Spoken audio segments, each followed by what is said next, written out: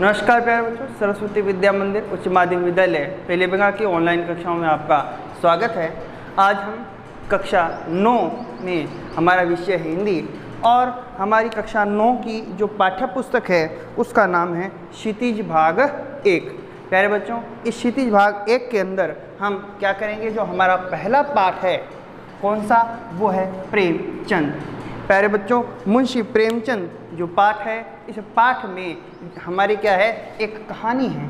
क्या है? एक कहानी है। उस कहानी का नाम है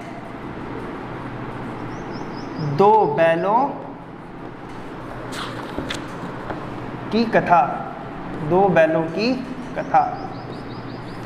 प्यारे बच्चों, जैसा कि आपको पता है कि हम ऑनलाइन माध्यम से पढ़ रहे हैं, तो हम इस कहानी को यहाँ बोर्ड पर नहीं उतार सकते, तो आपको सबसे पहले मेरे साथ पढ़ने के लिए आपके पास पुस्तक होना ज़रूरी है। तो इसलिए आप अपनी पुस्तक जरूर ले लें। और मैंने आपको बता दिया कि इस पुस्तक का नाम क्या है, क्षितिज भाग 1, जिसका हम पहला पाठ पढ़ने वाले हैं। पहला पाठ है प्रेमचंद और उसमें कहानी कौन सी है, दो बैलों की कथा। तो सबसे पहले हम जब इस पाठ को खोलते हैं तो हमारे सामने प्रेमचंद का जीवन परिचय आता है। तो प्रेमचंद के जीवन के बारे में हम पढ़े तो प्रेमचंद का जन्म सन 1880 में बनारस के लमही गांव में हुआ था। उनका मूल नाम धनपत राय था।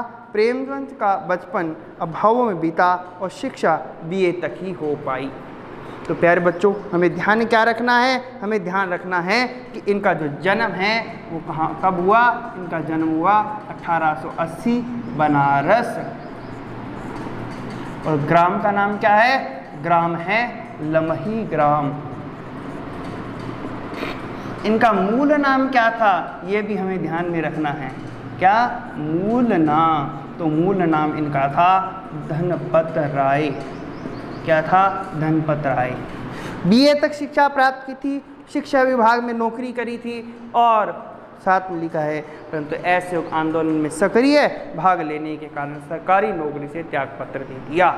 इसका मतलब ये धनपत राय जी जो थे, जिसको हम प्रेमचंद जी के नाम से जानते हैं, ये BA तक की शिक्षा प्राप्त सरकारी नौकरी करते थे, परंतु गांधी जी द्वारा जो स्वतंत्रता आंदोलन चलाया गया था, असहयोग आंदोलन, उस आंदोलन में क्या किया, इन्होंने सरकारी नौकरी से इस्तीफा दे दिया और लेखन कार्य के लिए पूरी तरह समर्पित हो गए। सन 1936 में इस महान कथाकार का देहांत हो गया।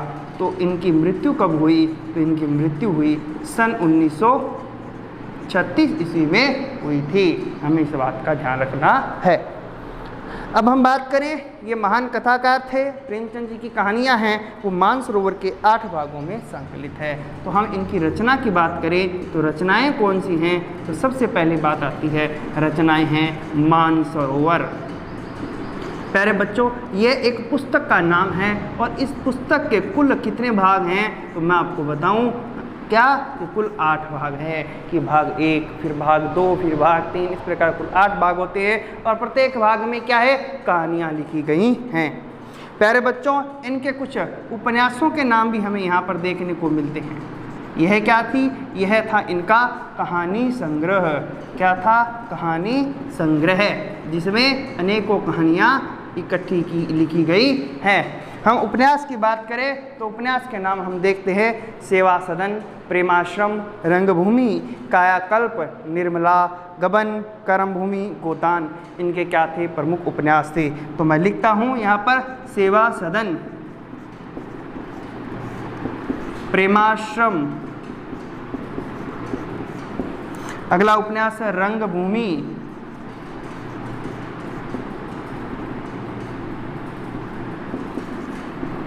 अगला उपन्यास है कायाकल्प।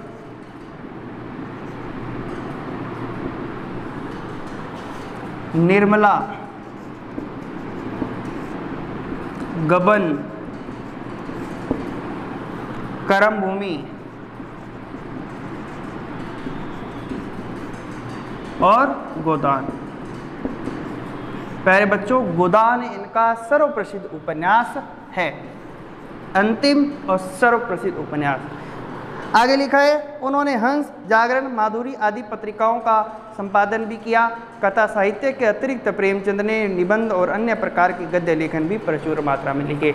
इन्होंने सिर्फ कहानियाँ और उपन्यास नहीं लिखे, निबंध भी लिखे, पत्रिकाओं का प्रकाशन भी किया। हंस, जागरण, माधुरी। प्रेमचंद साहित्य को सामाजिक परिवर्तन का सशक्त माध्यम मानते थे। इस समाज में अगर परिवर्तन लाना है तो वो परिवर्तन आ सकता है इन साहित्यिक रचनाओं से। कौन सी? कहानियों से, उपन्यासों से, पत्रिकाओं के माध्यम से लोगों को जागरूक किया जा सकता है। उन्होंने जिस गांव और शहर के परिवेश को देखा, गांव कैसा था, शहर कैसे थे, लोग कैसे रहते हैं और जिया, जिस प्रकार उन्होंने इस संसार में रहते हुए गांव शहर को जिया है, अनुभव किया, उनकी अभिव्यक्ति उनके कथा साहित्य में मिलती है। वो सारी बातें कहाँ देखने को मिलती है? वो इनके कथा साहित्य अर्थात इस मानसरोवर की कहानियों में हमें देखने को मिलता है। कहानियों में क्या लिखा? तो किसानों और मजदूरों की दयनीय स्थिति लिखी, दलितों का शोषण लिखा, समाज में स्त्री की दुर्दशा के बारे में लिखा और स्वाधीनता आंदोलन आदि उनकी रचनाओं के क्या हैं? मूल विषय हैं।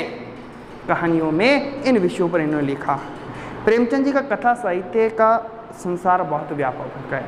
इस पंक्ति का मतलब क्या है कि प्रेमचंद जी की जो कहानियों के विषय हैं वो कोई एक विषय नहीं है, मतलब समाज से जुड़े हुए हर एक विषय को उन्होंने छूने का प्रयास किया। जैसे कुछ नाम अभी बताए थे, क्या नाम? किसानों के बारे में, मजदूरों की स्थिति के बारे में, दलितों की स्थिति के बारे में, स्त्री की स्थिति के बारे में, आज़ादी के विषय पर जुड़ा। और इसमें सिर्फ क्या लिखा है आगे कि उसमें मनुष्य ही नहीं है, बस पशु पक्षियों को भी अद्भुत आत्मीयता मिली है।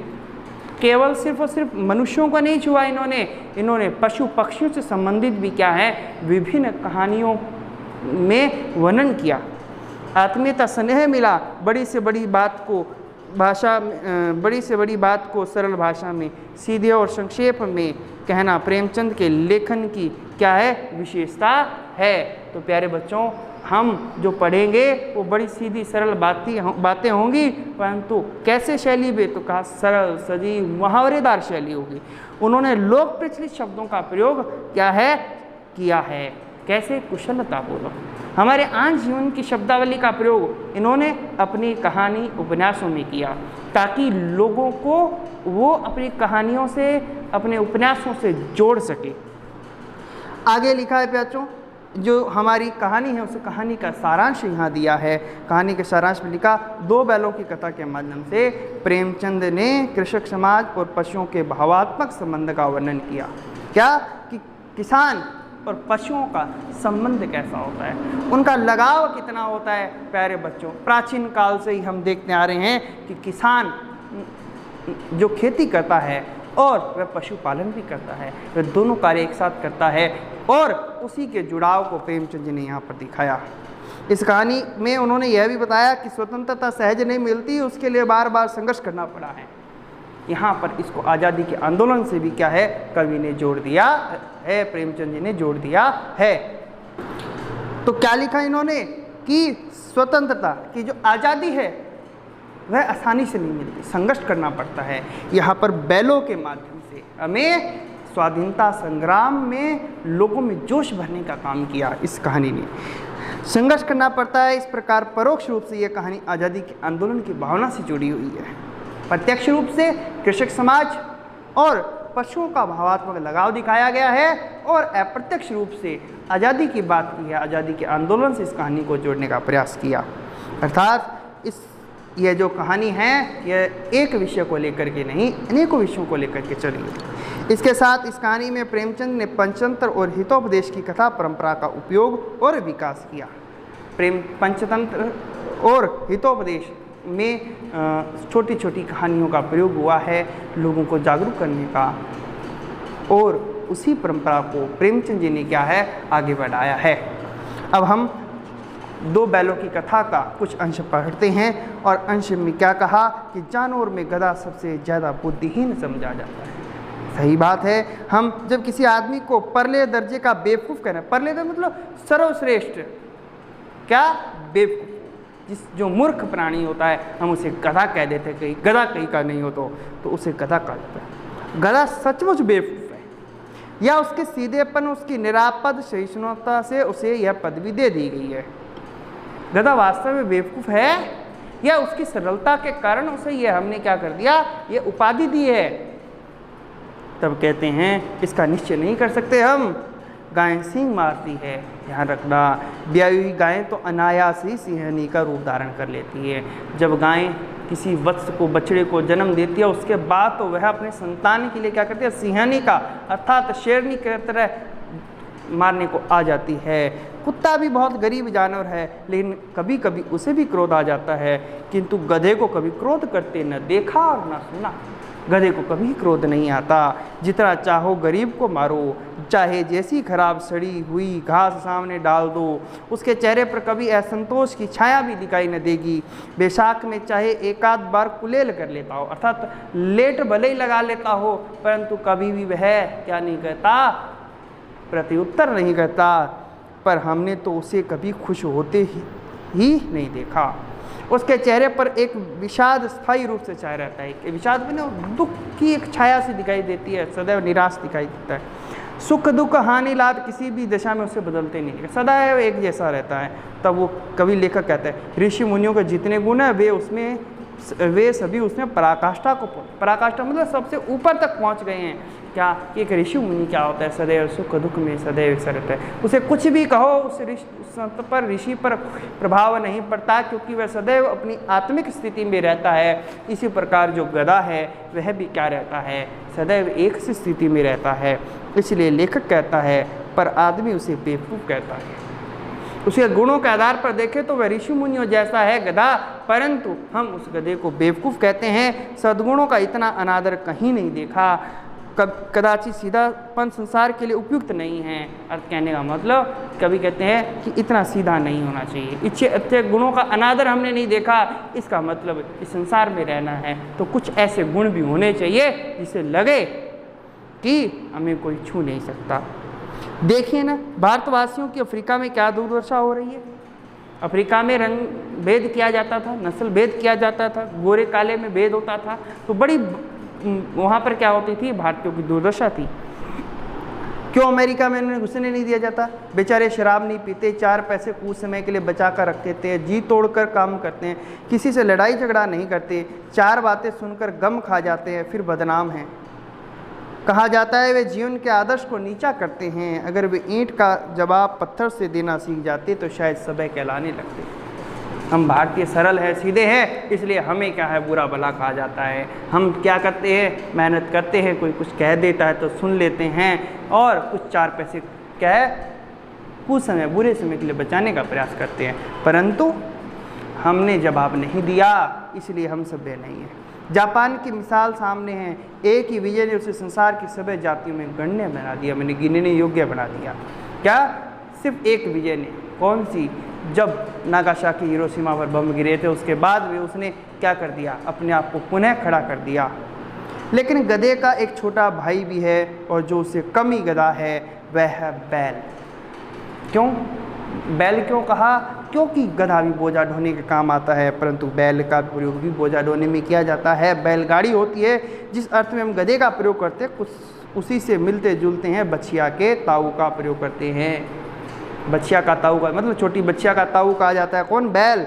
कुछ लोग बैल को शायद बेवकूफ़ों में सर्वश्रेष्ठ कहेंगे, मगर हमारा विचार ऐसा नहीं है। बैल कभी कभी मारता भी है, सिर्फ काम ही नहीं करता, मारता भी है। कभी कभी अड़ियल बैल भी देखने में आता है, जबकि गधा नहीं हटता। और भी कई रीतियों में अपना असंतोष प्रकट कर देता है, अतः उसका स्थान गधे से नीचा है। तो हमने आज पढ़ा प्रेमचंद जी का परिचय, कहानी का सारांश, संदेश, और अब हमने पढ़ी 2 बैलों की प्रेम कथा में हमने गधे का वर्णन किया, उसे ऋषि मुनियों के समान बताया, और हमने पढ़ा कि उसी का एक भाई कौन है, बैल। अब ये बैल कौन है जिसके बारे में हमें पढ़ना है, वो हम पढ़ेंगे अपनी अगली कक्षा के अंदर। तो आज के लिए इतना ही, धन्यवाद।